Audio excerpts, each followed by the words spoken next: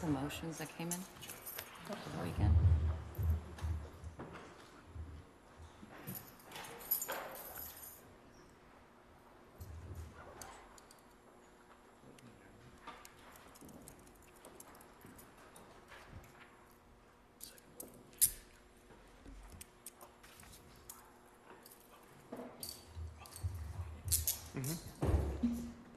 All set? Thank you. For the record, the handcuffs have been removed from the defendant so that he can fully participate in today's hearing. So the purpose of today really is to go through the motions and eliminate, see where I can give you some rulings and some expected rulings. I always say expected rulings because I like to think of a trial as a living, breathing thing that evolves, not something that is pre-planned. So these are my best guesses. Sometimes I'm making actually affirmative rulings because I know enough that I don't think anything will change, but if it does change, I'll let you know. So I'll just start. I'm going to go through those motions that we went through a couple of weeks ago in the same order as they're listed. Instead of, I'll start first with the pretrial motions. And what we have left over there are the following. And before I move to the motions and eliminate, I'll give you an option to check in on others that you think that I might have missed. So the first motion that I think needs tending to is paper number 184, which is the Commonwealth's motion for use of streaming platform to prevent juror exposure to extraneous matter with an affidavit in support. The defendant did not object. The request is to use the standard Zoom format. The court intends to do that. And so that motion is allowed. There will be no other streaming platform used in this trial other than Zoom. Any questions about that? Your Honor, just briefly, there's the standard Zoom platform in which remote users are able to unmute themselves, and then there's the other version where they can't. I don't know what the name of that is. Are we using that version? We're using the version that they can't unmute themselves. Thank you, Your Honor.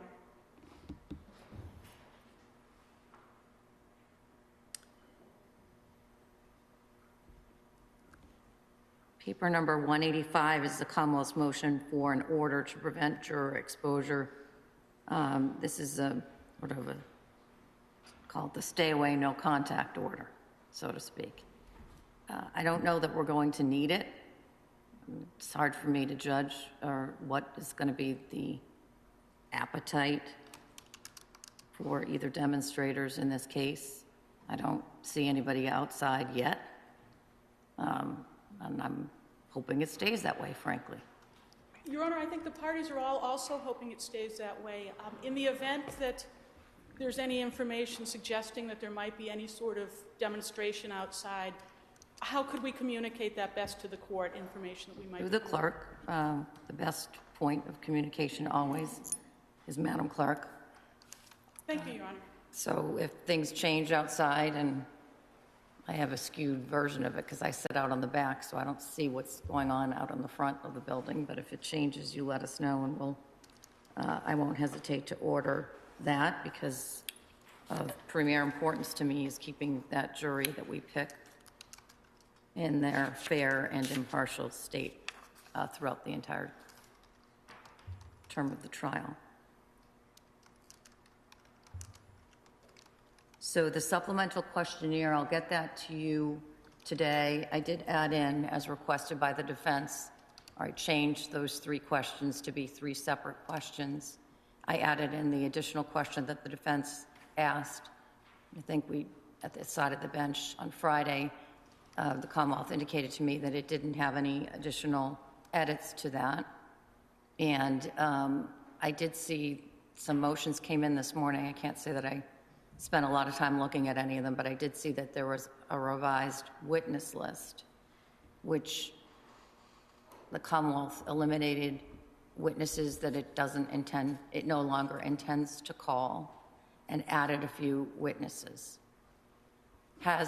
Which reminded me, so I'm going to, that witness list as abbreviated, we talked about cutting out the custodian of the records and adding in the defense witnesses to the appropriate subheading. And not on Friday, but previously, I think I said to you that, said to the defense to take a look at where I put them to make sure that I put them in the right bucket, so to speak. Have you had a chance to do that, and are you content with where I put them? I know I looked at it, Judge. I can't remember, but I think that it was fine, and I'll take a look at it before I leave today, but I think it's fine. Okay. So what I'm probably going to do is take the new witness list from the Commonwealth and then add those people back into the same spots that I put them on the prior version, rather than try to figure out who the Commonwealth took off. But sometime this afternoon, you're going to get the questionnaire and you'll get the attachment that I intend to, and just take a look at it for the final. We can always make changes in the morning. And while I'm on the topic of questionnaire, I think I told you, I think it's the most efficient way to get the information to you, and the least logistically challenging way is the way I've done it really in almost every case that I'm using a questionnaire now, which is those questions are designed in a particular way such that a yes response requires further follow-up. And so when that person comes in, and I'm pretty sure now that we're going to be impaneling in this courtroom. I didn't think that the last time I talked to you, but based on what's happening in the other courtrooms, I can't get a clear courtroom somewhere else. So we are going to impanel in this courtroom. We'll be using the whisper technology for strikes.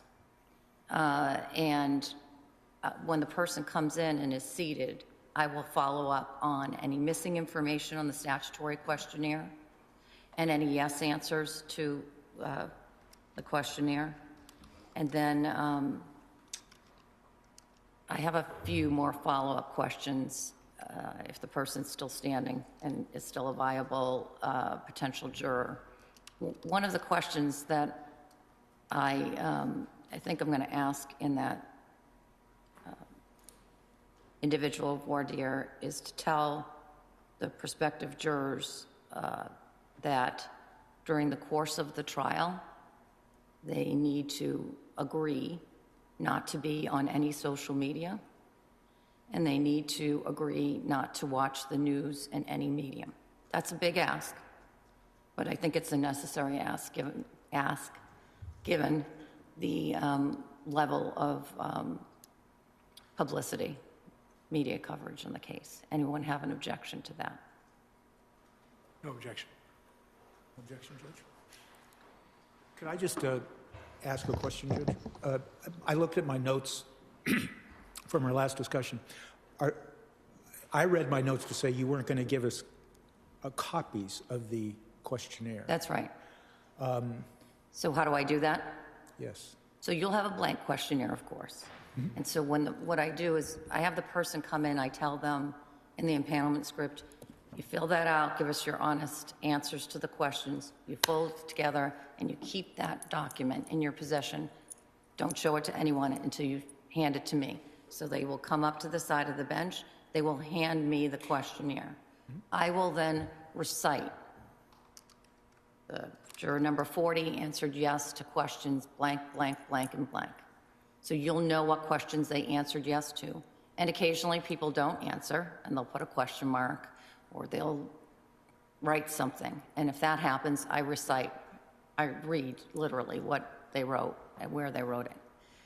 And if you at any point want to look at the questionnaire, that's fine with me too. I just want to prevent the both the time and the paper that's involved. Jury selection is so paper intensive anyway, the last thing you need is more questionnaires. But if you want to look at the questionnaire at any point, that's fine. And then at some point, the very last question, as you know, on the questionnaire says, whether this would disclose anything that would be personal to you. I presume that some number of jurors are going to answer yes to that question. At some point, typically at 1 o'clock, I will have the required hearing under URIP to seal those questionnaires. and you have to give, under the rule, you have to have a hearing.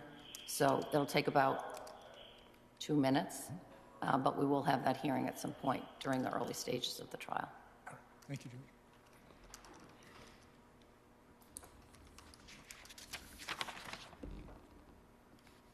The Commonwealth filed a preliminary request for jury instructions.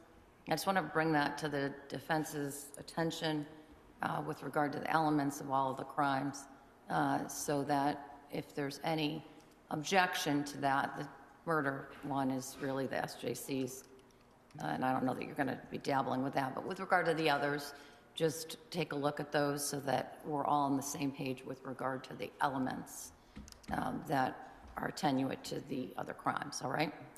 We have, Judge, and at the appropriate time, we do have an objection to some of their requests, but we'll deal with that when the court wants to.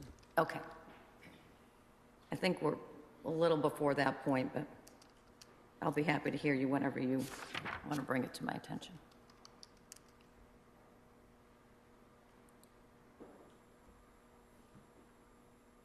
We've dealt with on Friday the motion for change of venue, and we also, I guess implicitly, if not explicitly, have addressed the defendant's motion for leave to conduct attorney-conducted voir dire to the extent that the defense is asking for panel.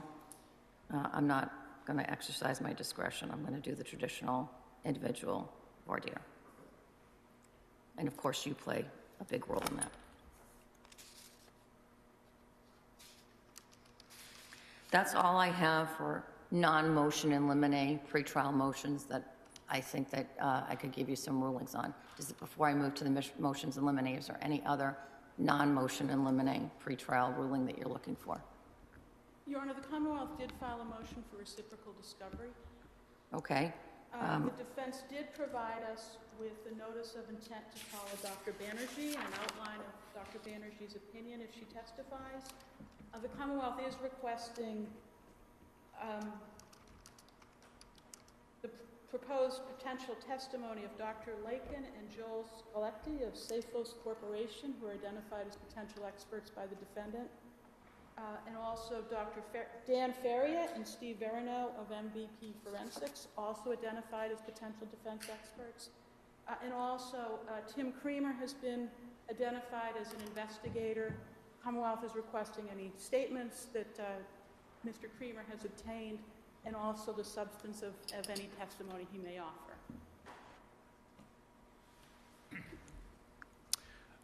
We have no opinion, we have no reports, we have no statements. I will, though, provide them with a summary of what I anticipate the other experts would testify to.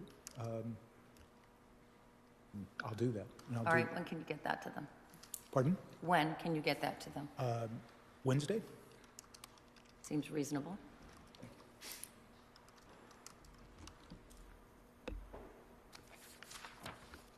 Any other non-motion and limine motions?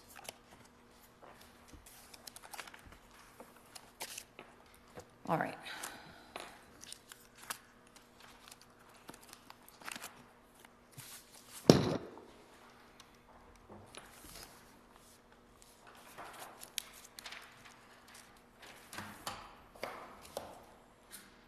So I'll move to the motions in limine, and I'm going to take them in order, I think, with the exception of maybe one of them. When we get to it, I may pull that to the end. So paper number 187 is the Commonwealth's motion to limine number 1.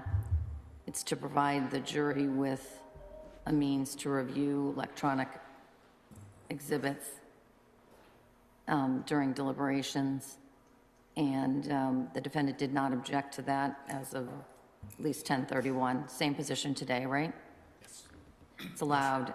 The Commonwealth needs to ensure that the laptop that is in the jury deliberation room is contains no other information other than the information that's necessary, the software that's necessary for the jury to review the material evidence. We will do that, Your Honor. There is a special laptop that will be used for that purpose, and it will be provided to the defense to inspect it. All right, and that was the second part of my order, which is the defense is ordered to review that laptop before it goes in to make sure that we don't have any glitches.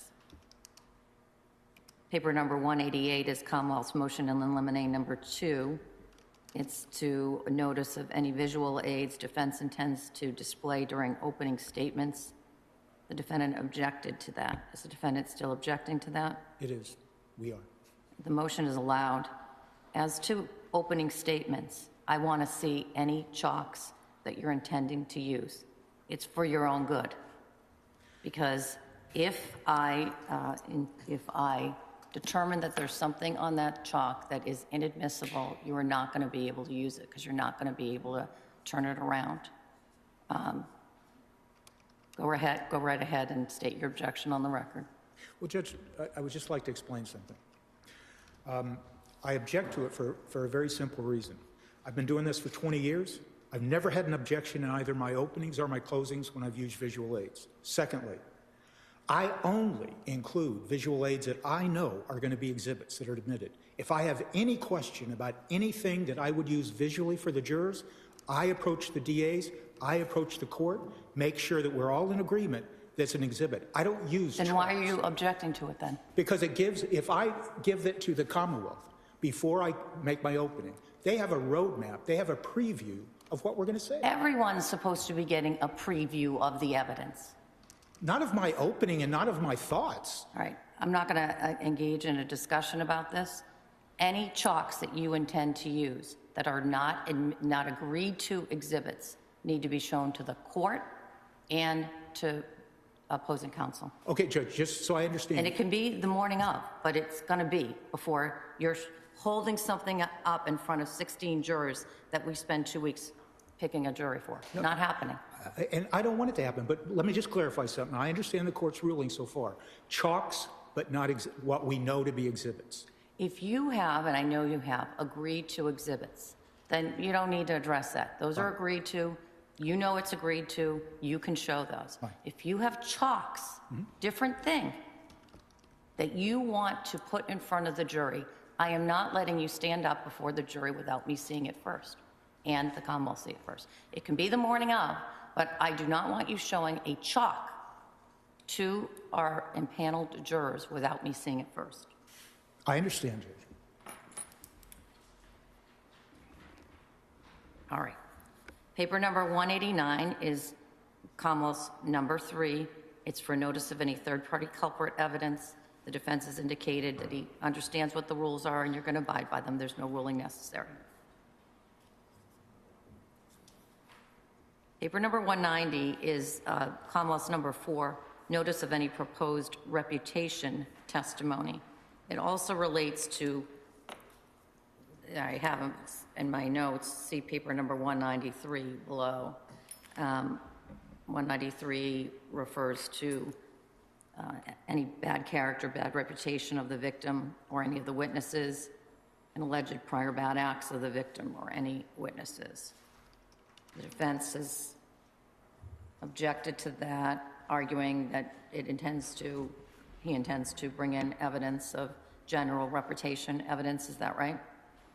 Your Honor, at this point, we don't have any notice of specific reputation evidence that we'd either offer through cross-examination or in any case in chief for us. Okay. The concern I do have is the Commonwealth has indicated they expect to introduce evidence, quote unquote, that Anna Walsh was a loving mother who would never have abandoned her children and was a dedicated employee.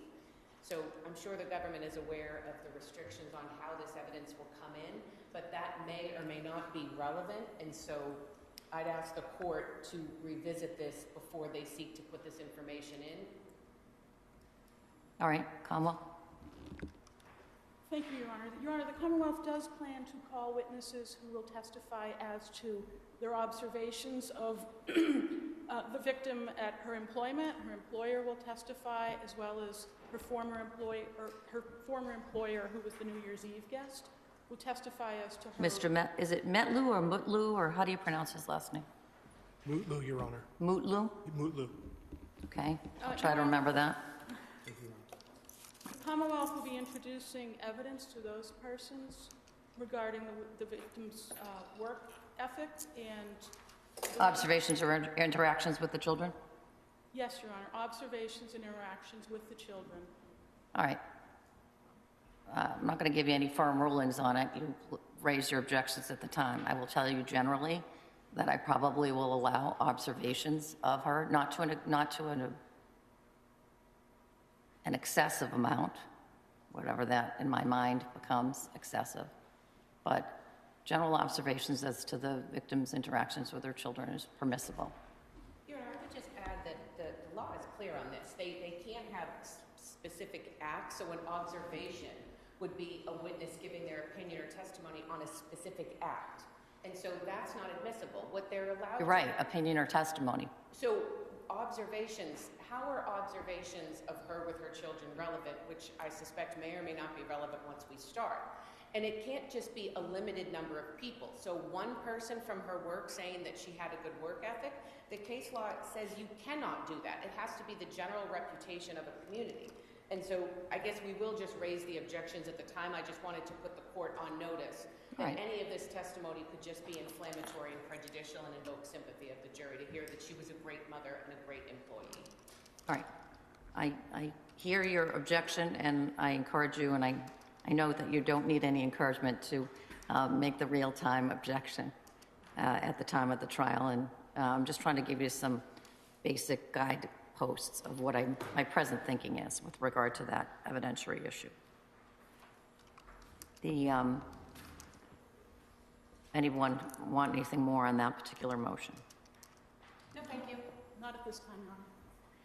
Commonwealth's number 191, motion eliminate number 5, is to allow in-court identification the defense asked for, and the Commonwealth has now given, I see this morning, a list of the witnesses who will so identify. Any issue that I need to be aware of with regard to that? No, Your Honor. All right. So that motion is allowed without objection, and the Commonwealth has satisfied the defense's request to provide names as of this date. Number 6 of the Commonwealth's motion in limine is to preclude reference to or introduction of irrelevant conduct of testifying and non-testifying police officers and agencies. The defendant objects, and I'm happy to hear further argument on this if you wish, but the defense's objection to me was, I wrote in my notes, it depends on what the Commonwealth does in its case in chief. And so you've alerted me to the issue, and we'll take it as we go along. With regard to a preemptive ruling in that regard, nor do I think that it would be part of your opening statement, because the opening statement is supposed to be a preview of what the evidence in the case will be. And so the defendant may not open on this without raising it with the court. It wouldn't be expected testimony at this point based on your opposition, or seek to introduce that evidence without readdressing it with the court affirmatively at the time that you're going to do it. All right? Commonwealth's number 7 is paper number 193. I think we just went over that with the other one, so I'm going to bypass that.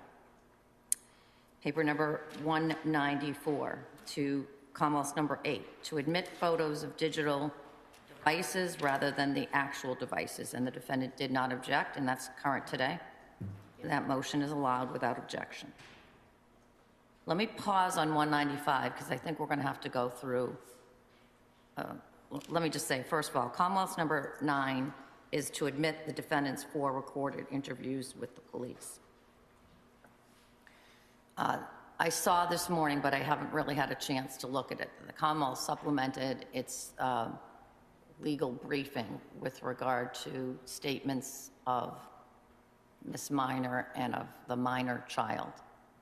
I want to look at that, and I want the defense to have an opportunity to look at that. I looked the case over quickly this morning, but I frankly didn't have much time to deal with it. But I'm going to circle back to that motion, because I think we're going to have to go sort of on the micro level and start going statement by statement, which is going to take some time. So I'm going to put that towards the end of this hearing. Paper number 196 is Commonwealth number 10, to admit NCIC missing person form for Anna Walsh. Defendant didn't object, correct? Correct, Judge. It's allowed. Paper number 11 of the Commonwealth's motion in limine to admit photos and a short video of Anna Walsh as she normally appeared. The defendant objected. So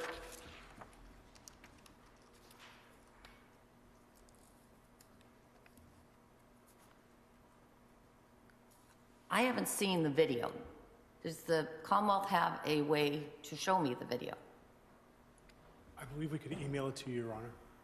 I meant like right now. Your Honor, I have it on my computer. If you can give me a moment, I can walk up to the bench. That'd be great. Yeah. Generally, what is the video of? It's her with her 3 children on a rug in the living room of the home. And why is it important? The rug, an identical rug was found in the dumpster outside of the defendant's mother's home. Your Honor, I could approach, but just what might make it easy is the video is unnecessary. They could do a screenshot of the video which portrays the rug in question. If I could approach and I can show you. Yes. Yeah, sure.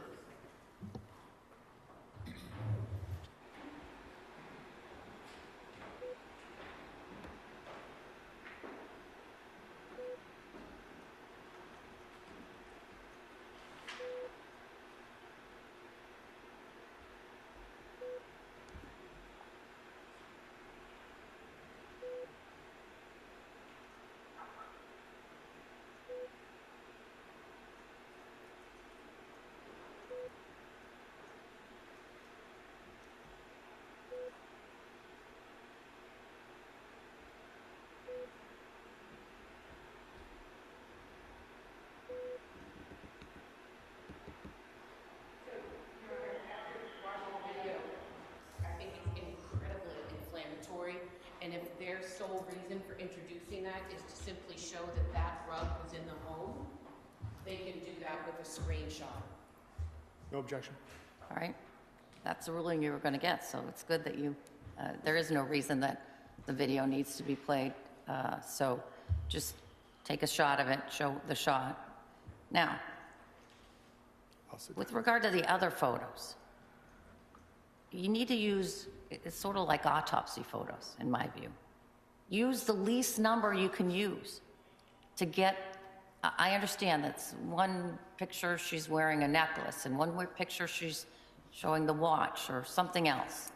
But use the least number that you can use. If I may, Your Honor? Yes. So I agree with that, and we tried to cull it down. So there's one with a jacket, there's one with a watch. The black jacket. Yes. There's one with a watch, and there's one with a necklace. We can probably take away 1 or 2 from what we submitted, because I believe that there's one where she's with Mr. Mutlu wearing the watch, so maybe we can delete that one. So we're talking probably about 4. Your Honor, the other issue is those photos can also be cropped, and there can be a stipulation that the cropped photograph showing a person wearing the necklace, the coat, is in fact a photograph of Anna Walsh. So they have sent a parade of photographs. I think that there's other ways to serve that purpose, and some might be stipulations, so this... Well, I'll let you work out whether you have any stipulations, but even if you want it that way, doesn't mean that the Commonwealth wants it that way. And the Commonwealth gets to, hold on one second.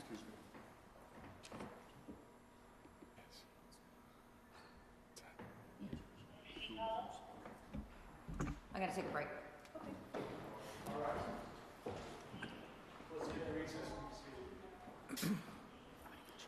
No, I'm fine. No,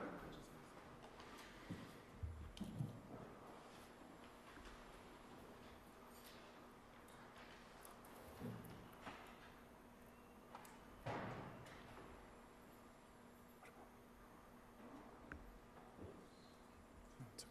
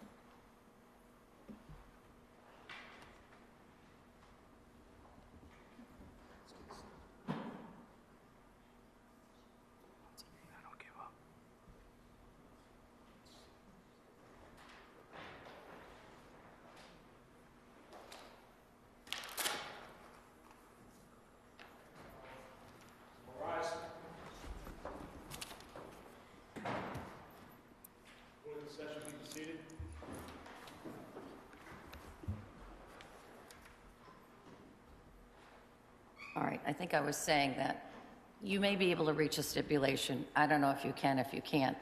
But I think I was just about ready to say that the Commonwealth gets to, within the bounds of the evidentiary bounds, gets to present their case. I appreciate the analogy to autopsy photos, and so let me go back and see if I can do something that's more palatable to the defense. That's frankly how I see it. I mean, I understand the significance of the various items that we just listed to the Commonwealth's case, or I think I understand generally what the significance is to the Commonwealth's case. So I'm inclined to let them have the photos that they're going to need to make those arguments. But they don't need to be inflammatory. And so, yeah, just look through the lens of an autopsy photo. Thank you, Your Honor. I Comparable. appreciate that, and I'll work on it. All right. Commonwealth's motion number 12 to admit evidence concerning the defendant's federal charges. And the defense is opposing in part. I'll hear from the Commonwealth first on this one. Your Honor, we have actually attempted to develop a stipulation. The Commonwealth had sent it to the defense, and we haven't heard back as to whether that is something they wanted to stipulate to. We had been working on potentially reaching an agreement as to what information about the federal charges would come in. All right. Well, to aid you in your discussions, it seems to me, and this actually overlaps with regard to the one of the other motions with regard to the interviews. I understand the importance of the federal case in terms of the Commonwealth's argument with regard to motive, and particularly the timeliness of certain information vis-a-vis the time that the Commonwealth indicates that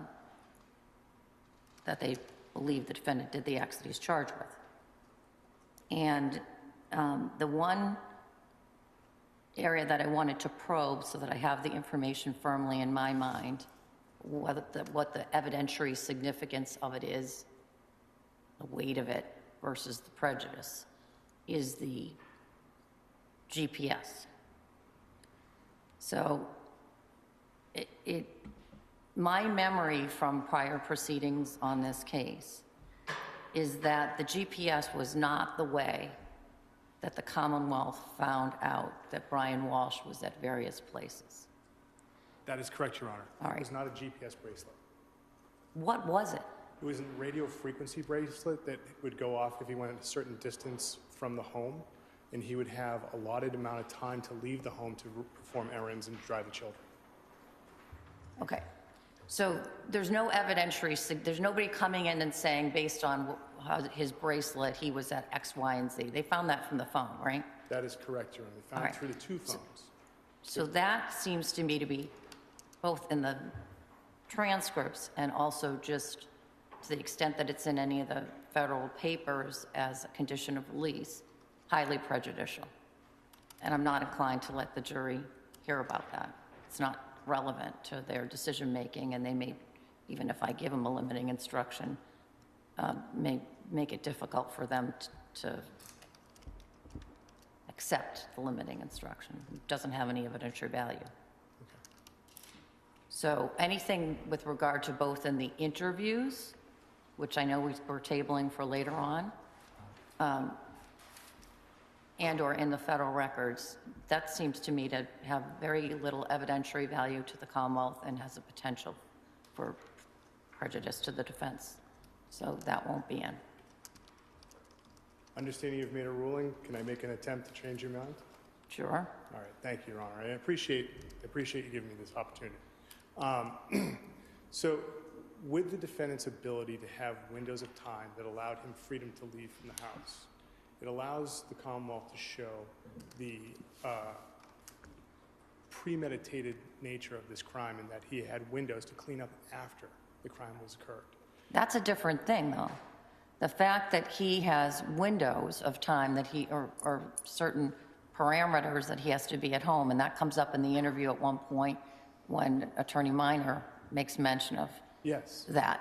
And I don't know what we're doing with that yet, but Okay. putting that to the side, I don't think that what you just said about windows is the same thing as I'm saying about being on an electronic bracelet. Okay. Okay. Because I think there's different prejudice that attaches to those two things. The fact that he had restrictions, that he was on federal supervised release, and that he had some restrictions is going to be known to the jury. It's integral to the case. But the fact that he's on an electronic monitoring bracelet is a different thing, Okay. in my mind. Thank you, Your Honor. I understand your role. But keep on objecting, as I know you will, but that's sort of the dividing line that I'm drawing in my mind's eye right now.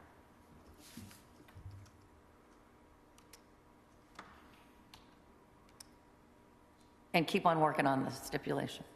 Yes, Your Honor. Paper number 199 is Commonwealth's motion in limine number 13. It's to admit the victim's out-of-court statements, evidence of her state of mind, and the defendant's motive to kill her.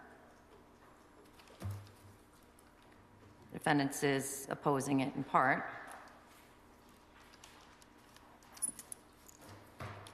I'll hear from the Commonwealth first.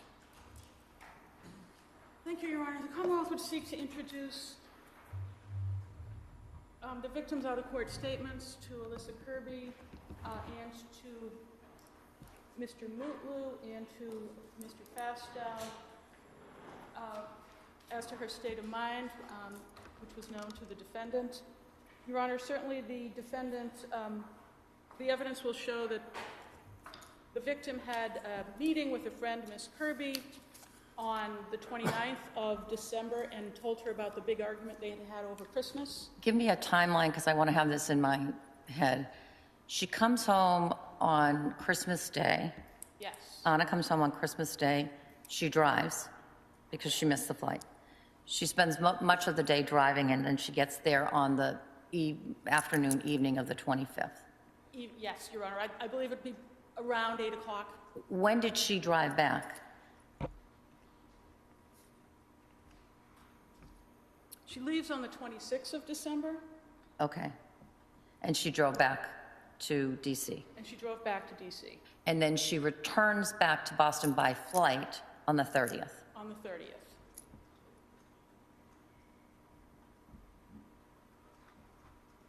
All right, that's helpful.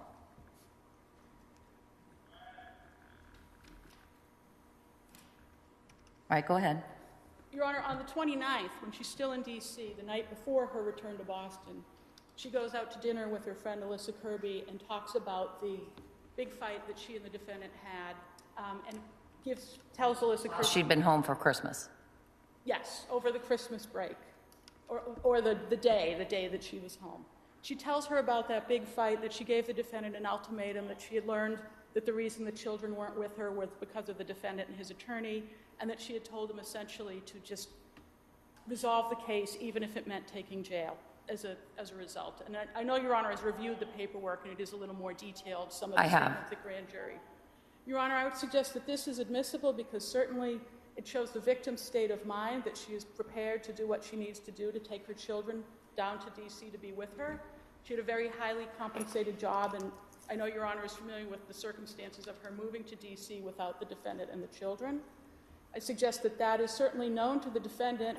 He acknowledged and alluded to a big fight over Christmas in the recorded interviews, and indeed said that he had learned after fighting with the victim previously over Christmas, and I believe he said Thanksgiving, that he was not going to fight with her over her alleged need to return to Washington, D.C. for a work emergency. I suggest this is highly probative of the victim's state of mind and the defendant's motive to kill her.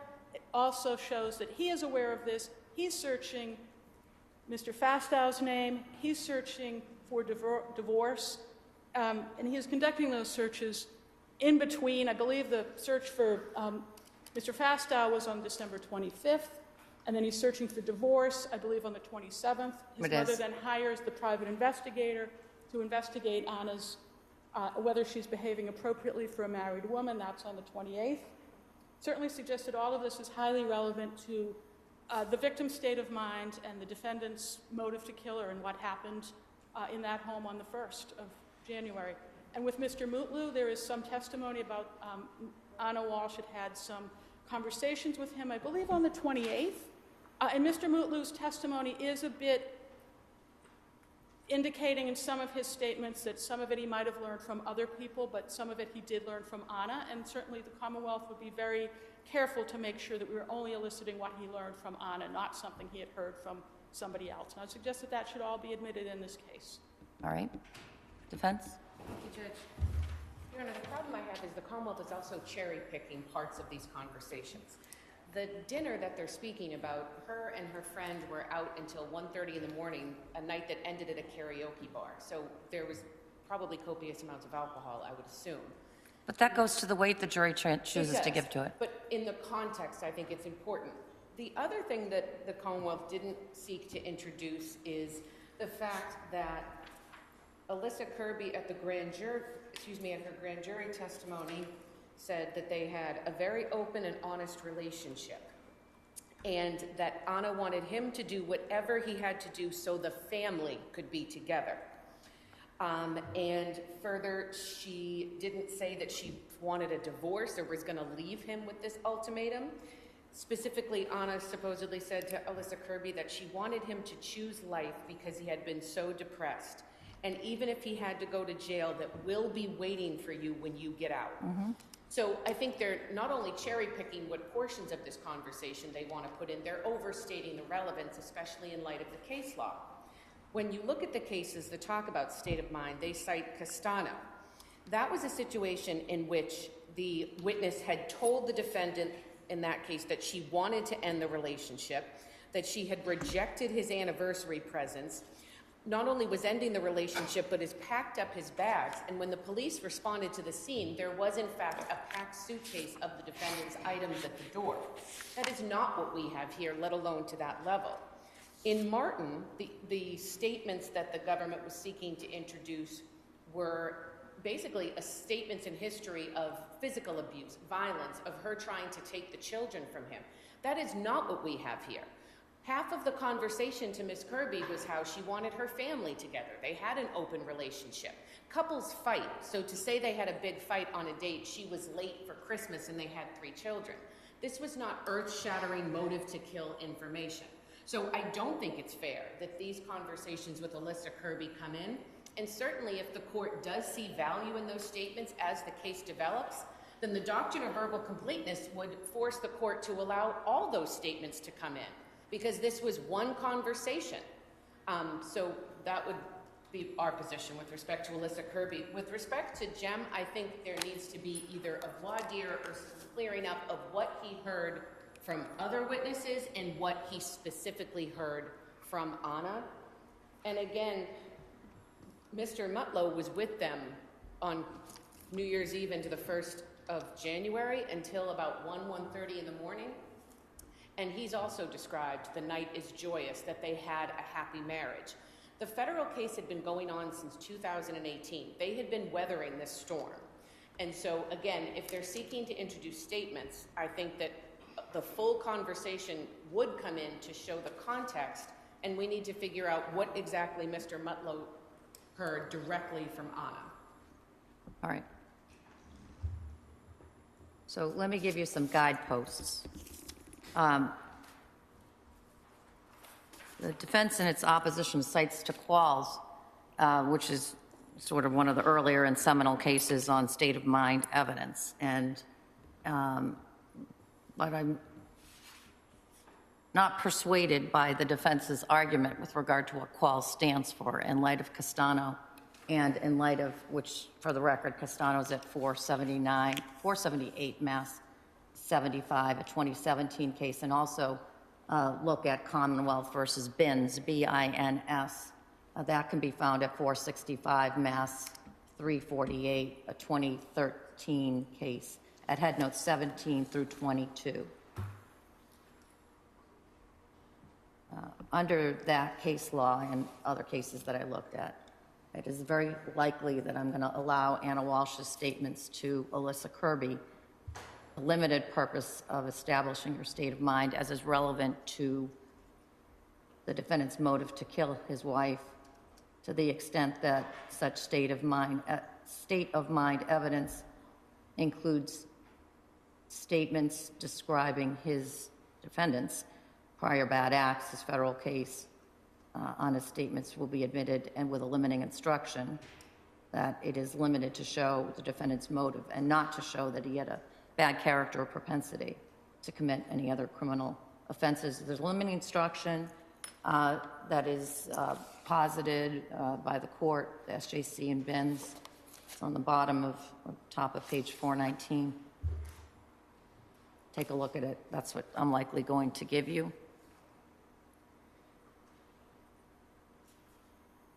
I think that the parties need to do a little bit more work with Jem, and they will, as the Commonwealth gets ready to prep him for his trial testimony, and obviously be in touch with the defense with regard to what that pretrial work reveals with regard to statements that were made directly to him from Anna, as opposed to third-party other evidence that would not be admissible. Yes, Your Honor. With respect to William Fastow, there's one notable exclusion or sustained you're going to hear. The statement that she makes to Mr. Fastow about she doesn't know what the defendant would do if he were to find out about the affair is not her state of mind evidence and is not admissible and is Understood. prejudicial. So don't go there. Yes, Your Honor. And then, of course, with regard to the doctrine of completeness, I think the defense has an argument there. And so I'm inclined to let them bring in the other statements. And you can oppose it if you want, but that's sort of the guidepost that I'm setting right now. Understood.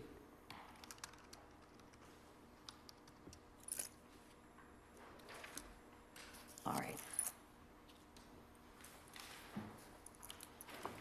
Paper number 200 is Commonwealth's 14, to allow the admission of text messages conversation as of 11/12.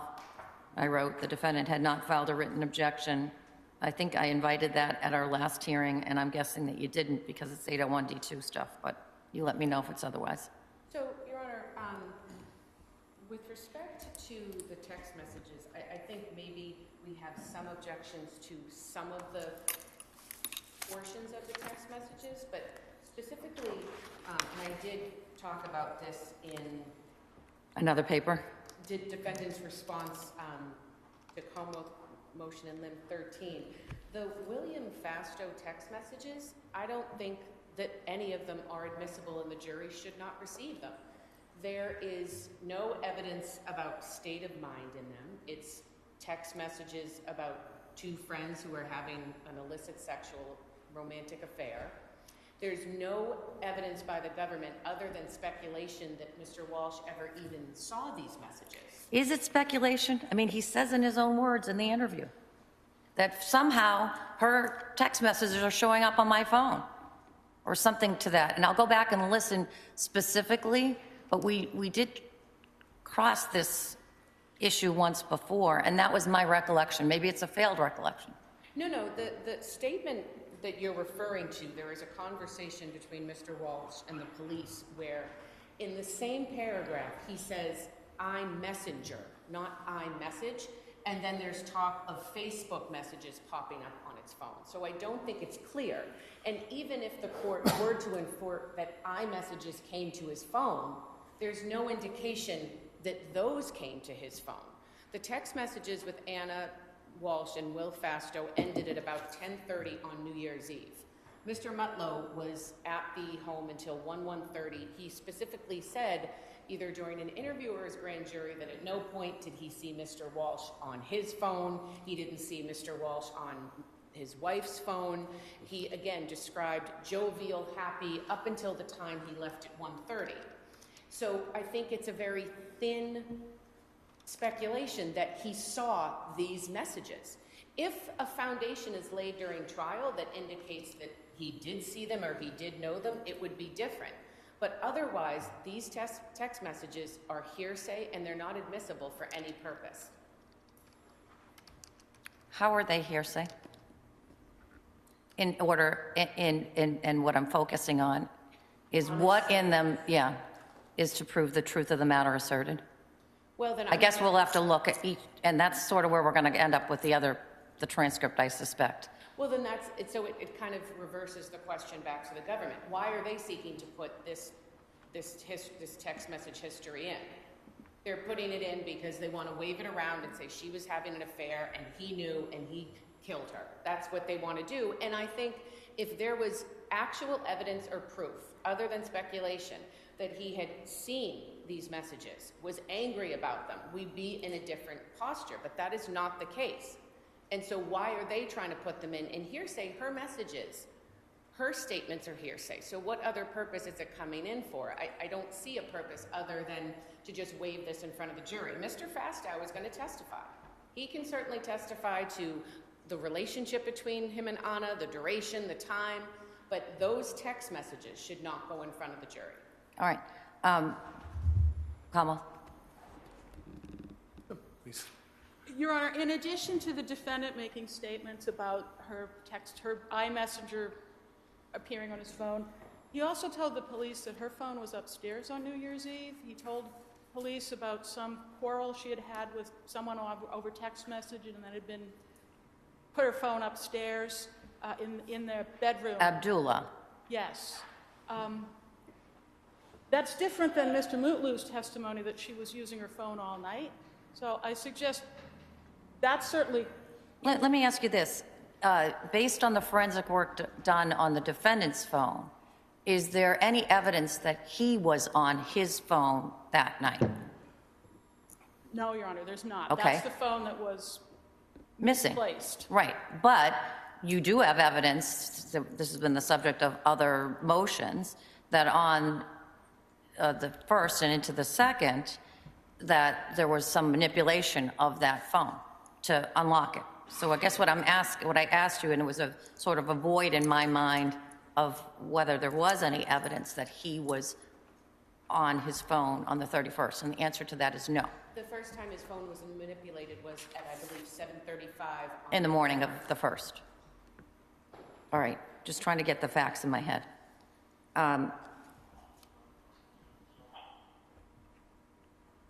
Well, more to follow on this as to individual text messages, and I want you to be focused on whether or not they are being offered for the truth of the matter asserted, and if they are, what your positions are, and see if you can make some headway on this.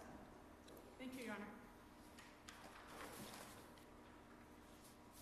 Oh, Your Honor, the only other thing with respect to the messages, and this could be an email instead of, I just wanted to, we can certainly check, but if I could have the government verify if the messages they are proposing to introduce between Mr. Walsh and the other witnesses, if they have been edited at all, because we have like pages of text messages over a couple days to various witnesses, and I don't know if that is just the chunk that they are taking, or if they went in and cut out any messages.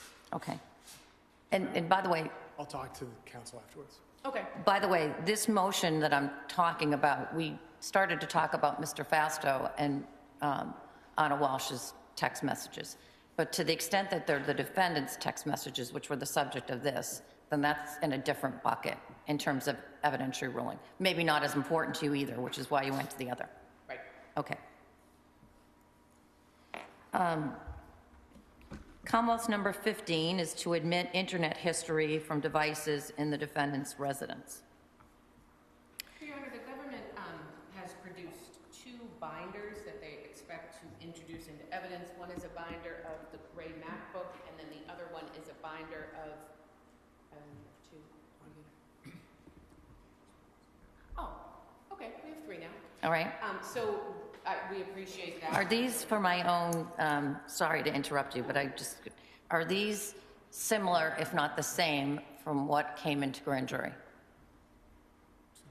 They're not the same to what came into grand jury. Okay, because I'm familiar with those from the prior briefings. This is significantly more material than what came into the grand jury. Okay. Is it the same sort of format, though? There's a search and then the result of the search? No, Your Honor, this would, I would suggest, be from a Celebrate report, and we have copies here that we can give to the court to review. Okay. But the Celebrate report for the MacBook pulls from two different databases, so you see the same search twice or the same visitation twice. So let me ask you this. I have some questions that I need to process in my head. Yes. The searches that are done, is there forensic evidence that shows that the searches were done on the MacBook Pro Yes. and not on the iPad? Yes. All right, that's what I suspected, but I haven't asked and nobody told me that. I assume that that was the case. Yes. Because that was not the state of the evidence, as you know, at the time the case was indicted. Yes, Your Honor. So, and from that time, and that is March of 2023 when the case was indicted, are you saying that the forensic work has uncovered additional searches beyond what was known at that time? Yes, Your Honor. Okay, and what's the volume of that?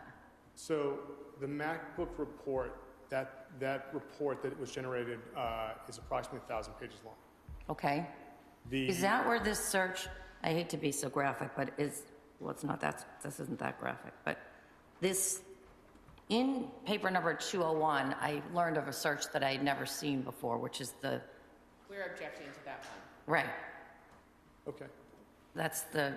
so that was not part of the grand jury. It was not part of the grand jury. What is the date of that search? That is, I believe, forgive me because there's so many, but I believe it's in and around Christmas. So it's It's before January 1st. Yes. Is it around the same time as the divorcing? Yes, Your Honor. Around the 27th? If I may, I have a cheat sheet for myself. 12/27. It's 12/27, Your Honor. And it is approximately 8 hours before the searches for divorce.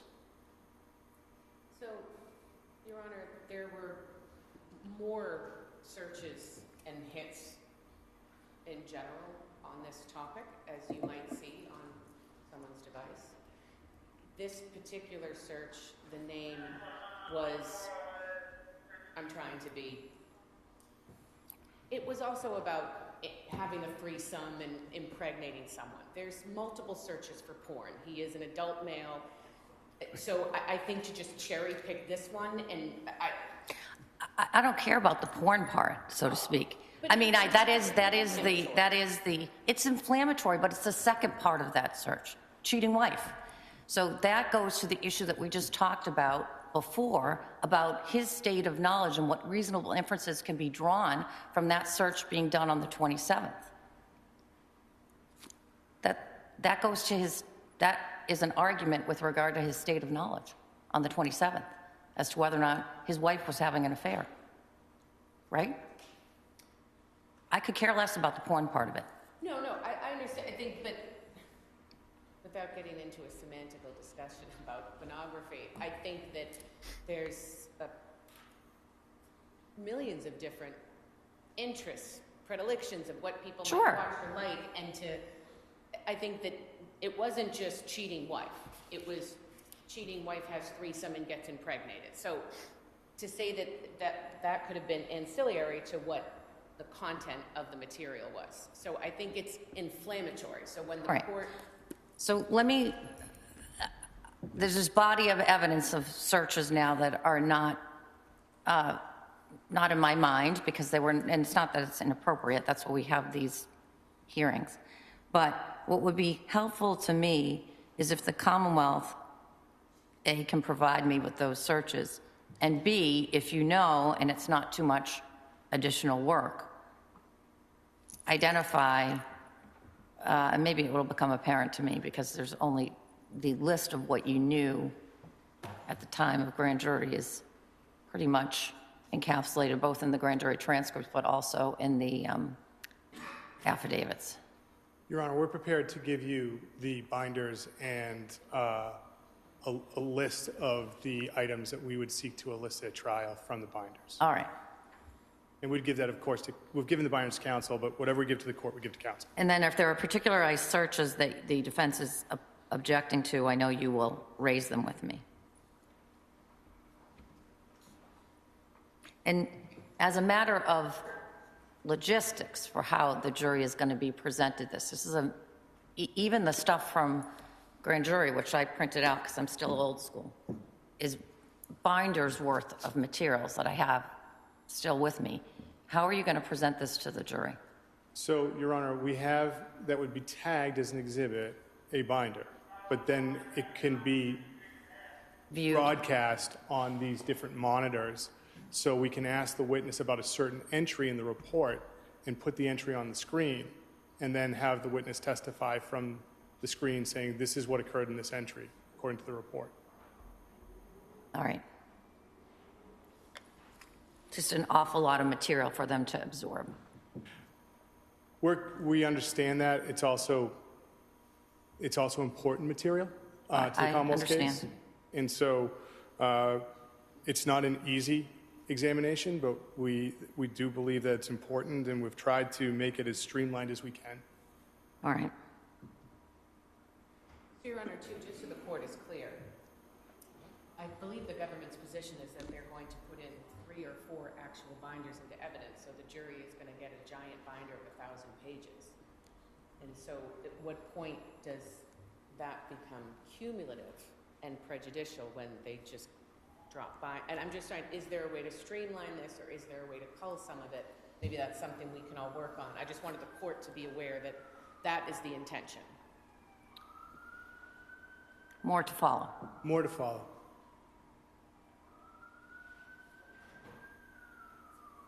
All right.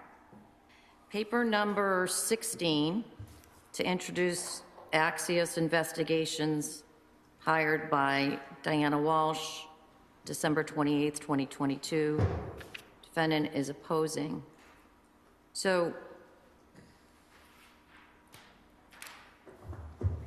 what is it? Is the Commonwealth just seeking to admit through a person presumably that comes from Axios, because Diana Walsh is not on the witness list? Yes, Your Honor.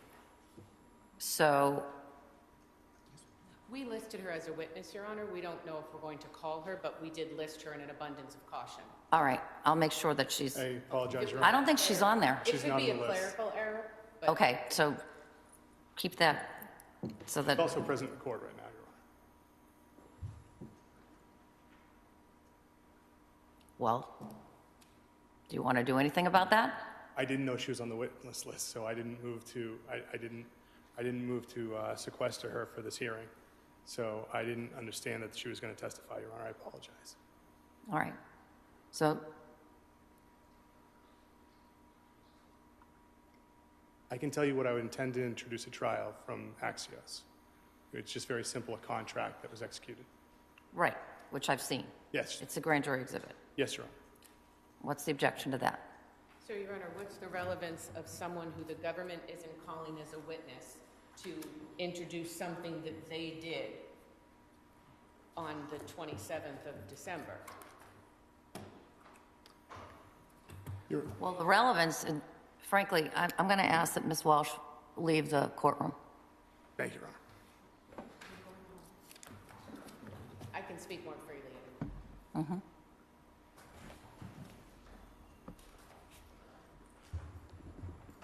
Thank you.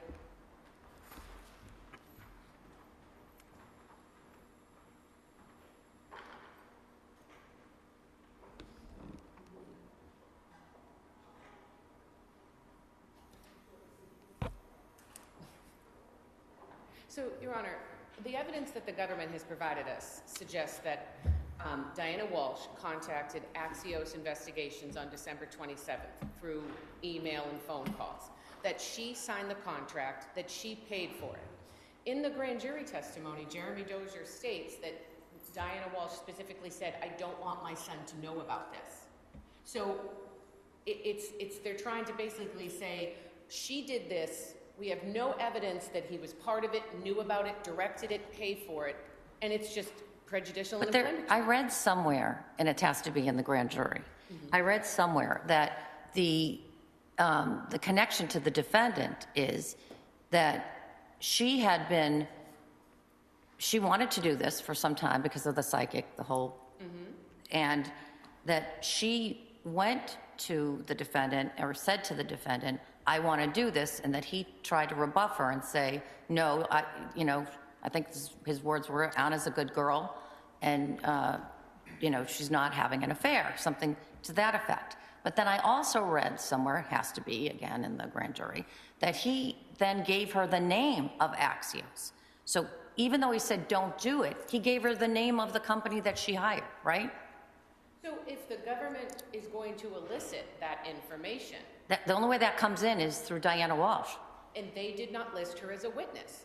So even if there was evidence that the government was planning to introduce that Mr. Walsh supplied the name, that doesn't indicate he paid for it, knew that she finally did it, was interested in the results. The evidence we do have is that the mother saw a psychic, and even the testimony, or excuse me, the evidence suggests that when Mr. Walsh was speaking to other people about it, he was dismissive of it, and even told his wife about it. So I don't think it's appropriate that they get to introduce the contract or the fact that Diana Walsh hired a private investigator on the 27th unless they're going to call a witness to link it to him and that he knew about it, wanted it, and was invested in the results. Otherwise, it's not relevant. So, Your Honor, you were right about your memory of the grand jury testimony. That statement of the defendant giving the name Axios, that comes from his mother. So But you don't have her on the witness list, so how do you make that connection without her? that's fair. We were suggesting as a reasonable inference by the amount of contact the two of them had, and that he saw her frequently, and that he talked to her frequently over the phone. But again, we were trying to be very limited with what we were entering. It was just the contract through the private investigator. So with that, I think Ms. Porges, her assessment of the evidence is correct. And so I don't want to belabor this issue. That was the only thing we were trying to get. We were not trying to get any statements of the defendant, nor were we trying to get any statements of his mother, simply the contract. Well, you make whatever strategic decisions you're going to make, but that may lead for a paucity of evidence on linking his knowledge to it. That's your choice. Understood, Your Honor. All right.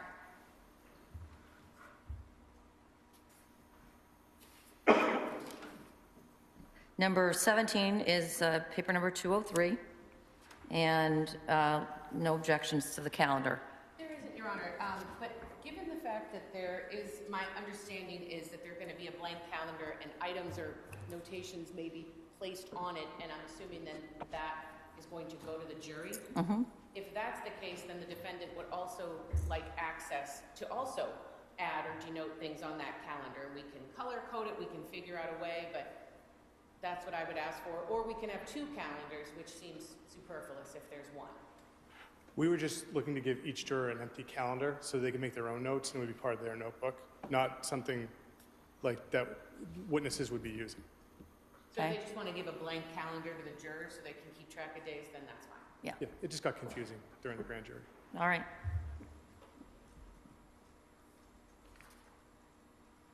206 is allowed, sequestration of witnesses.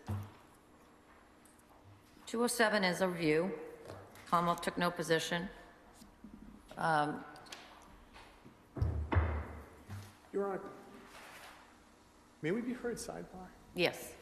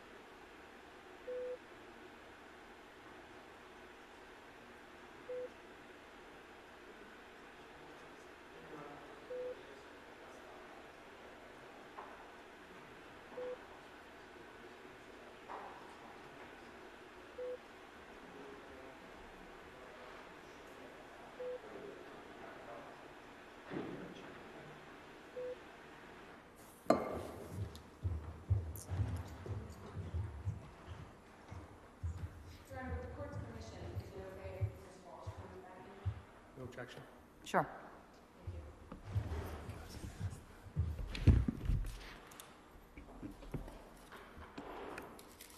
So paper number 208, which is now we're moving to, did move at paper number 206 to the defense's motions eliminate. Paper number 208 is defense number 3.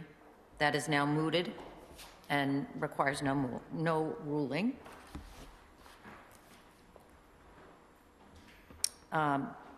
Paper number 209, defense 4. Commonwealth has indicated they will not seek such opinion, so no ruling is needed. Paper number 210, defense number 5. Commonwealth will not seek, no ruling is necessary. Your Honor? Might we ask that a similar order regarding any awards or commendations for any defense experts that may be called? That they may not elicit that from those experts? Well, to the extent that it goes to their qualifications, they need to do that. They need to know that the person's qualified, but no excessive lauding. How about we say that? On either side.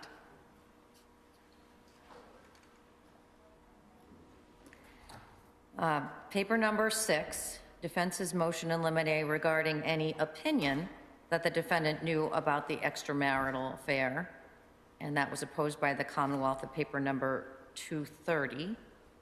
And as I understand the respective positions of the parties, is the Commonwealth's position is it's not seeking an opinion as to that, but is going to plant breadcrumbs such that a jury could, or could not, but they're hoping they could, infer the same.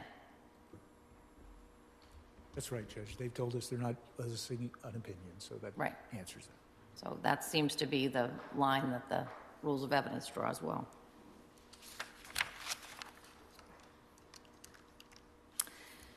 Paper number 7, defense number 7.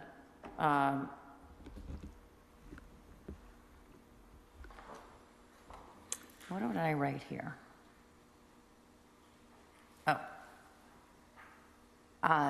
Is paper number 212, and it's regarding opinion evidence, and the opposition was at 231. And I wrote to myself, what more do you want? And under what authority?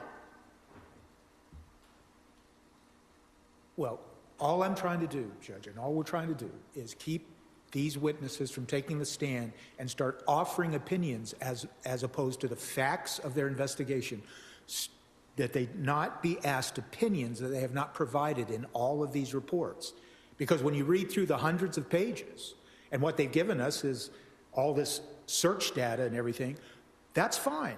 But they can't then elicit, do you have an opinion about what this means? They can't do that, and that's why we filed this motion. That's all.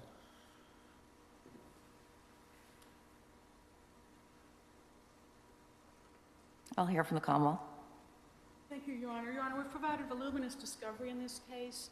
Certainly, we expect that the witnesses will testify as to what they did in conformance with their reports. They'll explain their reports to some extent, but the defendant has all this material that has all been provided. So we would, if there's something specific they're looking for, but again, the witnesses will not stray beyond the reports that have been provided.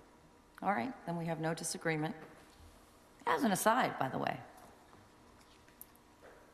it is somewhat surprising to me as I was looking at this issue how little is said about experts in the context of, or how little is required by the rules in stark comparison to the civil rules.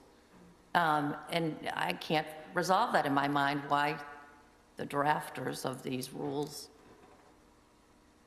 sort of make a heavier burden on the parties in a civil case with regard to expert testimony than is expected in a criminal case. I don't know why. Curious. If I may? Yes. I suspect it's because in criminal cases you have procedural due process bumping up against substantive due process, and that's not present. Wouldn't you think that would then err to the side of more disclosure for the defendant? I think less because fair trial strategy, and that might be different. That would be my thought. My thought when I was sitting in the back is, why don't they have to produce what they have to produce in a civil case? But I don't write those rules. I just try to interpret them. I don't want to belabor this point at all, but I remember Stephanie Page filing motions for depositions because you allowed depositions in civil cases. Right. And we were always shut down saying no, and we asked the same question the court's asking. Well, I'm asking that question, and I almost never allow depositions in a civil case, even of the experts, but regardless, it's just a curiosity. Anyway, defense number 8, paper number 213, opposed at 232, and then another rebuttal at 281. To exclude defendant's request to consult with an attorney or statements of prior counsel. And I got more on that today, I think, too. Let's pause on that one. Bad Acts, 214, paper number 9 for the defense. I think we've discussed this. It's opposed by the Commonwealth in a partial opposition at paper 233. And I had written to myself in my notes, question to the defendant specifically, what additional statements from the recorded interview does he want to exclude? But we're going to get to that in a minute.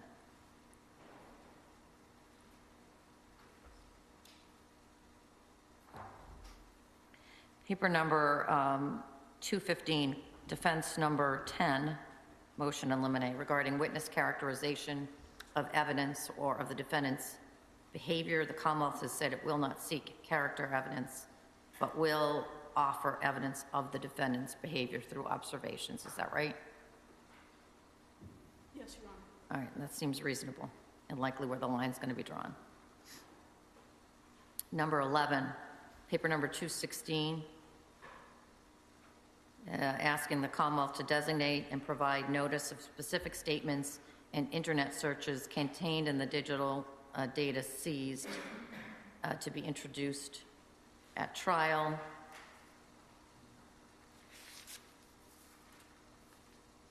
Anyone wish to be heard more on that issue? Your Honor, the Commonwealth did file a response in pleading paper 234. I saw that.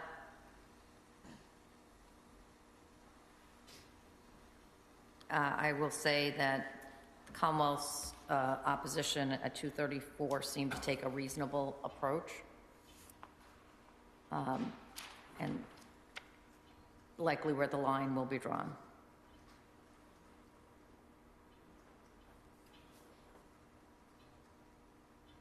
Is the pillowcase and the pillow, that's all over, right? There's nothing there. We're not going to introduce it, Your Honor. And there's nothing other happened with regard to the, this is just a hanging, dangling from the prior motions, the dinosaur, teddy bear, that's nothing I need to worry about. Nothing you need to work on. We sent counsel a list of photos we were intending to introduce. I think that we cropped out any images like that, and so if there's any issues, they'll let us know.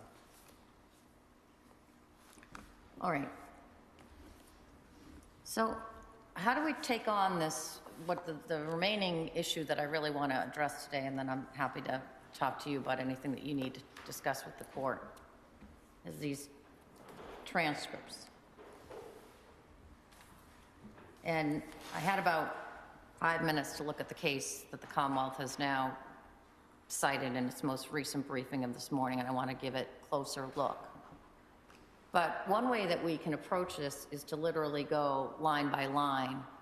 I know that the defense has indicated, and I appreciate the way that this was laid out in the briefing, because it makes it very clear as to what it is that you're seeking and helpful. So I appreciate the work that you did to get that in that shape. And you've stated your objections. So one way I could do this is to just go through on this list that you gave to me and rule at some time between now and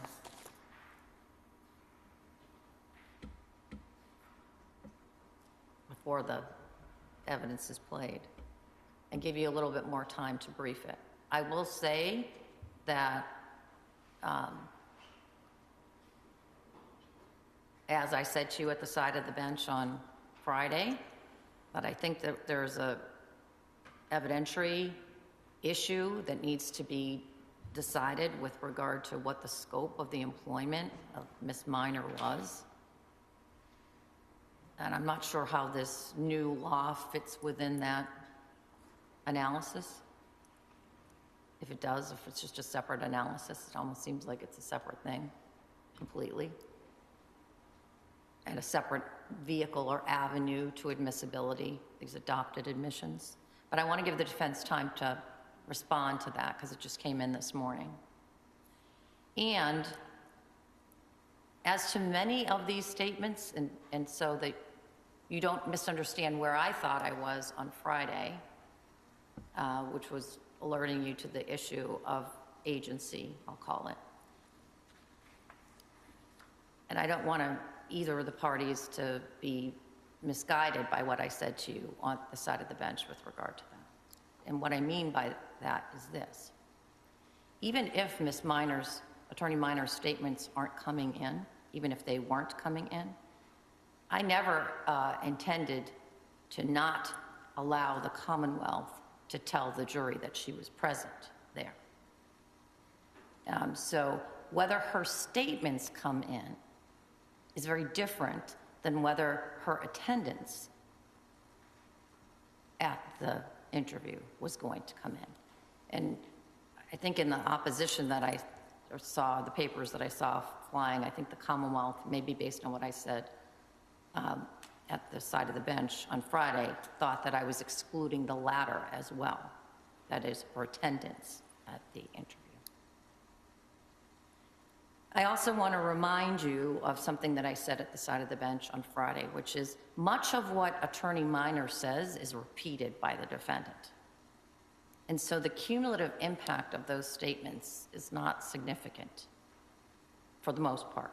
There may be statements that she makes that are significant.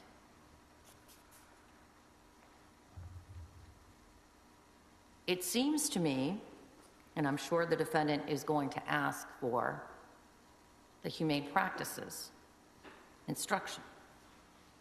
And if that is the case, it would seem to me that the dynamic of what is going on in that home during those interviews is relevant to that, specifically Thomas's role.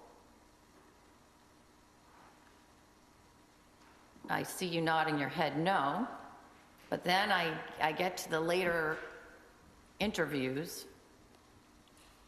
Maybe there's not enough in there for you to care about it. So why are you nodding your head no over there, Attorney Tipton? I appreciate the time to respond. I was reading their cases at 4 a.m. That's not the best time to be reading cases.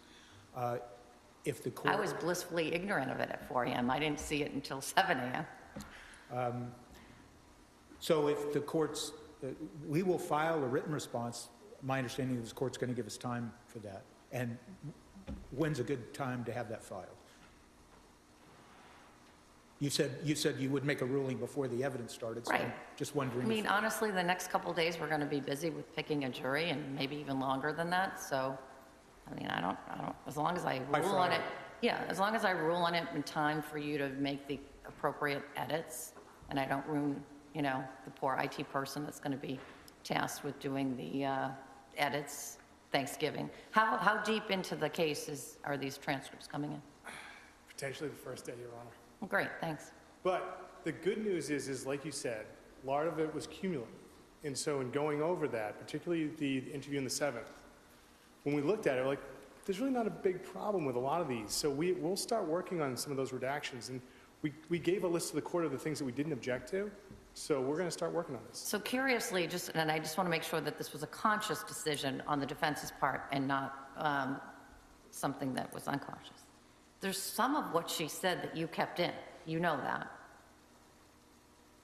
Well, attorney, No, there are some statements that you did not ask to be, and so, from Tracy Minor, Judge? yes. Well, then that was an error. That's the highlight didn't carry through. Okay, all right. Because, and I don't want to interrupt the Commonwealth, and we're going to file a written response. Let me just lay the groundwork for it, though. Sure. The court brought up the humane practice. We footnoted in a pleading. We never asserted humane practice. We're not asking for humane practice. Okay? All right. That is the bottom line here.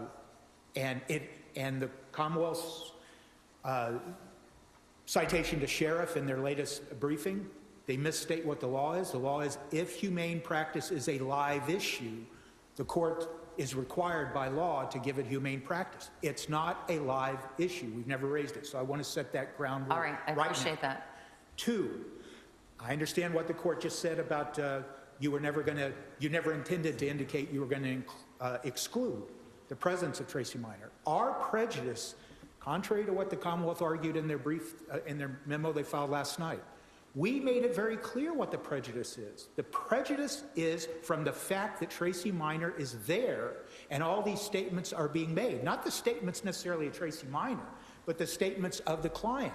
And we made clear what we think the prejudice is.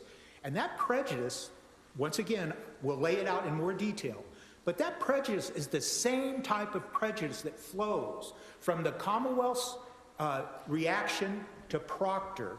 And I won't go into anything about Proctor except for the fact that once Proctor's integrity was impeached, the Commonwealth moved away from it, moved away from him. Why? Because his impeached integrity reflected on this office, the Norfolk County District Attorney's Office. Our prejudice is that what happened at these interviews, that Tracy Minor was there, that the jury can take that to say, as we said, either he's lying to his attorney, therefore he's lying to us, and they can't believe our representations during the trial, or his attorney was complicit in the misrepresentations he was making to the police because she chimed in, but she was there, and so now we're making misrepresentation on his behalf. That's the type of prejudice we're trying to avoid, and finally, we're going to be arguing, why is it relevant, especially when you take the humane practice out of it? There is no relevance to Tracy Minor being there. So we'll brief it, but I wanted to lay the groundwork for that. All right. So I appreciate that preview, and I appreciate the reminder with regard to the humane practices, both for myself and also to the Commonwealth as we move forward and try to resolve this issue for you. And could I just make one more suggestion? If the Commonwealth could take the highlighted sections that we provided to the Commonwealth and you, Yes. and just now go take those highlighted and maybe color code all of these statements they've listed, wouldn't it make it easier for us all? Well, I think we can get down to, I think if you get rid of the cumulative stuff, you're really probably down to not a lot. Right. So that might be a good idea. What do you think about that?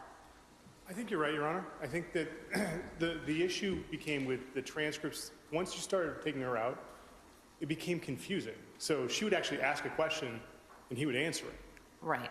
Or she would correct him on the restitution figure 3 times in a row. So then he's just shouting numbers out and it doesn't make sense. So a lot of it was just confusing with what was being proposed. So we're trying to go back and be more strategic about this. All right. And so my goal is to make things clearer and easier for the jury Yes. than confuse them. And so to the extent that you're having that situation where there's a question that she's asking that he's answering, and it's cumulative, the relative prejudice, I understand the argument, and I'm not ruling on it right now, Attorney Tipton, because once she's there for one answer, she's there, your argument is going to be the prejudice attaches. I understand the argument.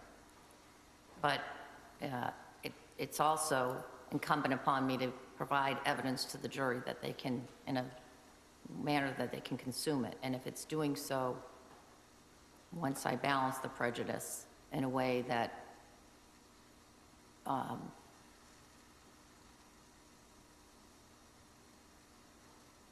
allows them to digest the evidence, but I'll think more about the prejudicial issue. And maybe you can get, there really is not a lot that she says that he doesn't repeat. So How about Friday on that color coding? Yes, Your Honor. All right?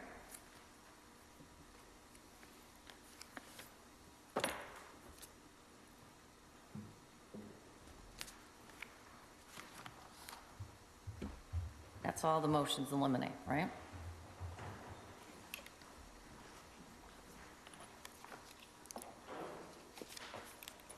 Yes, Your Honor. All right.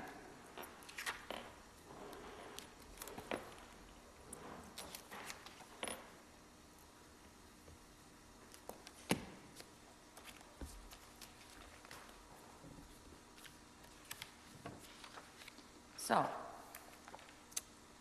not much else that I have, other than the jurors that were called in today were being used for a civil case. They're going to be told at the end of the day that they're being held over till tomorrow, and that's so that we will get a big yield tomorrow, and hopefully I'm hoping to take 70 of the jurors tomorrow, and the remainder will go hopefully to Crim 2 so that they can get their work done too.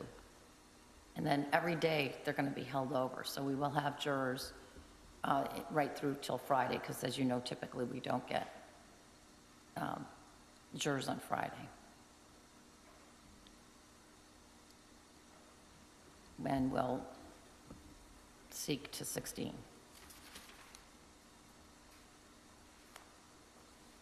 Any questions that you have lingering that you need answered between now and tomorrow morning on anything? No, but I would ask to come to sidebar on an unrelated matter to this case. Okay. When it's on. Anything the Commonwealth needs?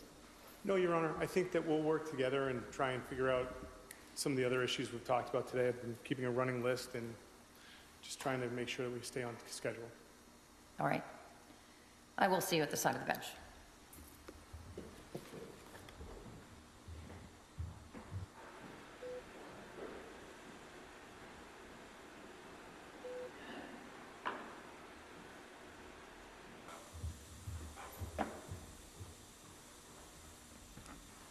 So the plan is we'll see each other. We'll end today's work. I appreciate the commitment to do some further work on issues, but I think we're really in pretty good shape Yes, Your Honor. as we move forward to the start of this. I will get you later this afternoon what I believe is the most updated witness list, which will be attached to that supplemental questionnaire.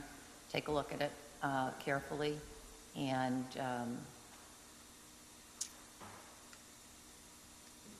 I made some changes, some other minor changes that you'll see in there. And I think we'll be able to give the court the binders of the internet stuff with spreadsheets of the isolated ones that we're looking at. All right, that sounds good. Thank you, Your Honor. Have a good day, and we'll see you back here at 9 o'clock tomorrow morning. You as well, Your Honor. Matters continued to November 18th at 9 a.m. Thanks, everyone.